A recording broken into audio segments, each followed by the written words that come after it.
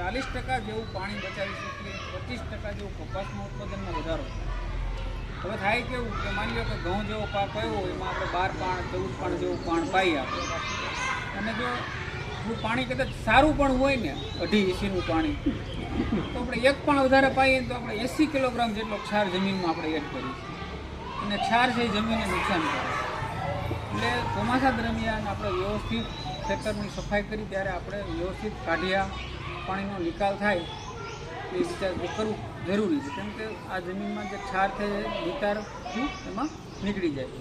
બીજા નંબરમાં ટપક સિંચાઈ પદ્ધતિથી આપણે જો તમને ખબર છે ઘણા બધા ખેડૂતો કપાસિયા કોરામાં વાવી જાય, પછી થાય છે એવું કે થોડોક આમ આગોતરો થોડોક વરસાદ થઈ ગયો એટલે આપણું બધે ધબકારા મારે કે ભાઈ ઘરનો સરખો વરસાદ થઈ જાય સારું, ને ફટાકિયા થઈ જાય.